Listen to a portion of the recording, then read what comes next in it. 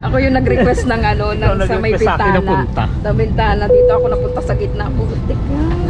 Travel with me across the sea, over the mountains, wild and free, dancing through cities, chasing the breeze. Loves, welcome and welcome back again sa ating channel Love Clanny at welcome again sa ating travel. So nakapag-check-in luggage na nga kami mga loves at bago kami pumasok sa aming boarding gate is nag-Starbucks muna kami. Ito nga mga loves ay nakapasok na kami at habang hinihintay ang susundong eroplano ay nag-TikTok muna ako. I-follow nyo na ako sa aking TikTok para sa mga update.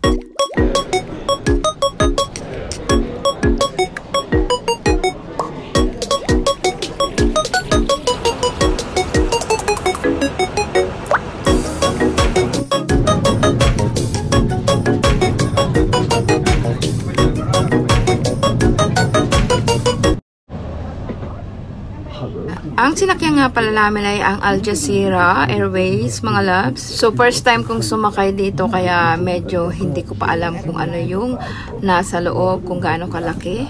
So, dito hinahanap ko yung aking seat na dapat is nasa may bintana ako. Ako yung nag-request ng ano, ng sa may bintana. Ako, pero sa iba ako napunta o sa gitna ako napunta. Doon sa kasama ko na ilagay yung bintana seat o yung sa malapit sa bintana na seat na usually talaga is nagre-request ako pag nagpa-flight ako na sa may bintana ako.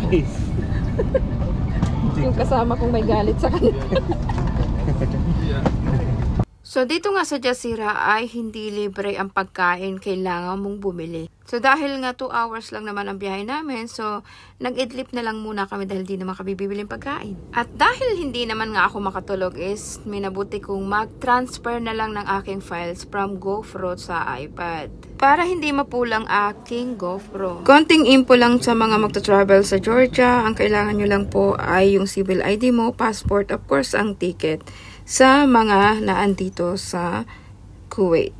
Hi guys, so pinag-check nyo guys. Kala ko naman doon ka pa. Nakalabas na kami ng aircraft. Georgia mga agad niya. Palabas na kami ng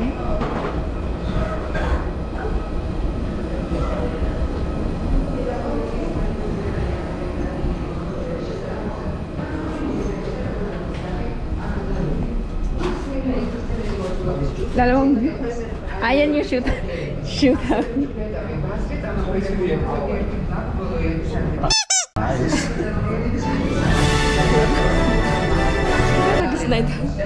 Yung tuwang-tuwa siya sa word na yun. Tapos ibibigay mo sa ano. Yan. So nakarating din ako dito sa ibang mundo. Liquid aerosols and gels in containers is easy to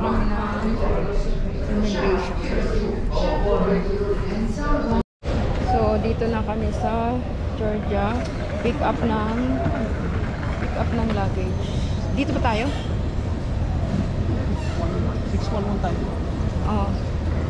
Ito ba 'yon?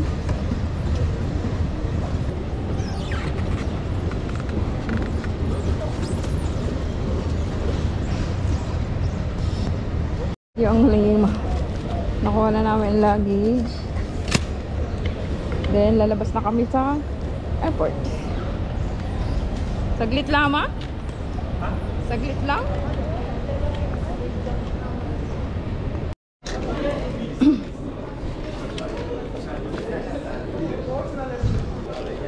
Saan tayo? Magsisip tayo ba? Di ba, ano yun, sa travel natin, meron? Mas pa yun. O ano, ika-cancel natin ano, yung SIM card. Hindi, may ano yung free. Kukuha ka ba? Hindi ako kukuha. Hindi ako kuha. Bukas na lang. Tomorrow na lang. At nakarating na nga kami ng Georgia mga loves at nakalabas na kami sa immigration, sa airport at ito ngang driver ng aming hotel ay ang sumundo sa amin. So dahil nga DIY kami at hindi yung tour talaga namin ang nagsundo is kailangan nyo palang kung gusto nyo bumili ng SIM card ay dito rin sa paglabas ng airport. Dahil nga may another package kami doon sa another person ng aming tour guide is kasama na yung aming SIM card, kaya hindi na kami bumili dito sa airport. Importante kasi mga loves na mayroon kayong SIM card dito sa ibang lugar, lalo na kapag sa communication at sa internet connection. Paglabas mo nga ng airport mga loves is makikita mo na ang ganda ng Georgia, ang overlooking nilang mountain at mga paligid.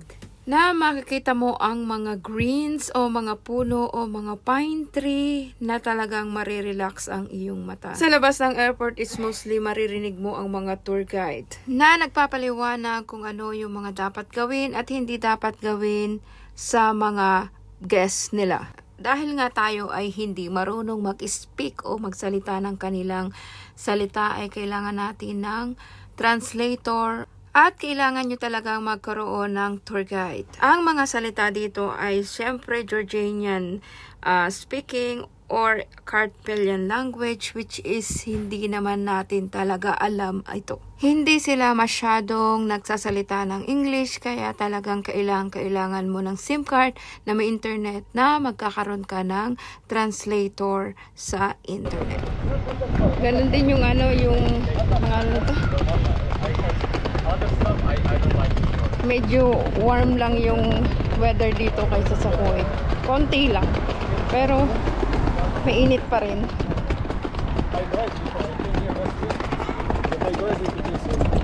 Okay, so there is a bus line, okay? Uy, bilisan mo! Straight line like this, but yellow. It's for bus, okay? So you don't drive on the bus line. See the view. If you drive on the bus line, it's Samukhalafat. Ito yung parking nila. Ito kasama ng ito yung airport.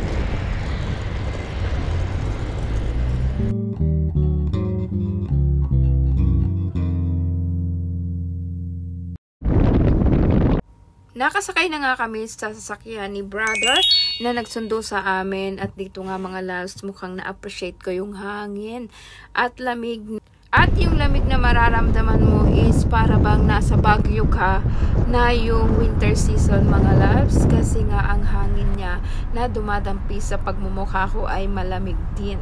Dito nga habang nagta-travel kami ay ma-amaze ka talaga sa iyong makikita sa paligid.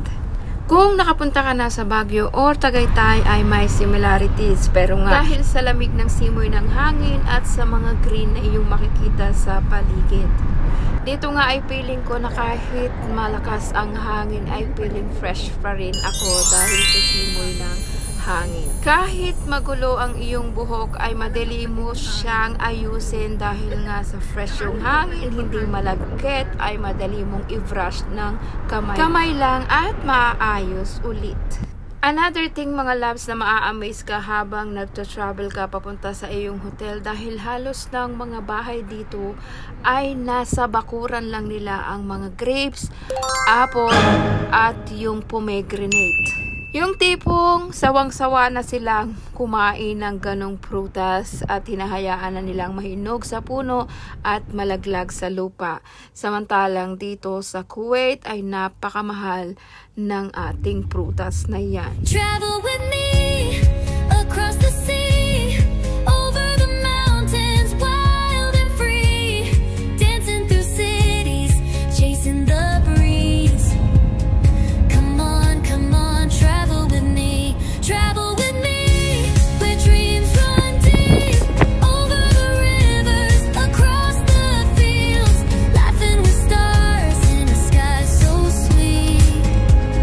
Come on, travel with me.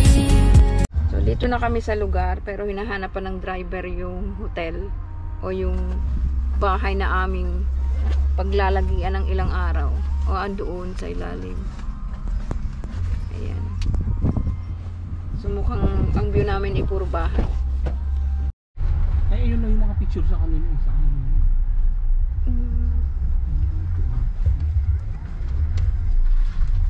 Oh, ito nga, yung mga paligid mari. Ha? Yan nga ba? This one? This one? Sa kanya tayo magbabayad? No. Sure ba? May 50 ka ba dyan? Wala. May bariya ka? Tingnan natin. Dito na tayo sa bahay. Ha! May prutas. Ay, ang ganda.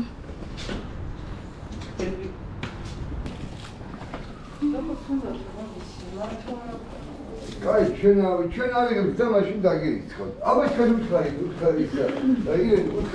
taksi geldi mi? So this time mga loves is nakarating na nga kami sa bahay na ito, pero nga mali yung hotel na pinuntahan namin o nung driver. Dahil nga may iba't ibang branch ng hotel itong may-aring ito, is nagkaroon ng confusion yung taxi o yung driver kung saan kami dadalhin. So dahil hindi naman kasalanan ng taxi kung doon kami ibinaba, is nagkaroon ng discussion yung may-ari at saka ng receptionist na okay lang kung kami doon ay mag-i-stay or i-check namin yung original na bahay na aming binook. Well, hindi talaga may iwasan ang mga ganitong situation, but buti na lang is mabait yung may-ari at saka yung receptionist na ang sabi nila is pwede kami mag-stay doon na same price lang, which is mahal o mas iba yung price na ito kaysa doon sa original na binook namin. So, nag-decide kami mga loves ng aking kasama na i-check namin yung original na bahay o na hotel na aming binook, either yung original or itong aming na pasukan ang aming pag-i-stayhan. So, kaya dinala kami ng receptionist doon sa original na bahay. Well, good naman at naligaw kami doon sa hindi namin original na nabook dahil mas nagustuhan namin yung bagong hotel na hindi namin original na book. So, dito na nga kami mag-stay mga loves, dito sa hindi namin na book na hotel, which is i-room tour ko kayo on the next. Come on, travel with me, travel with me.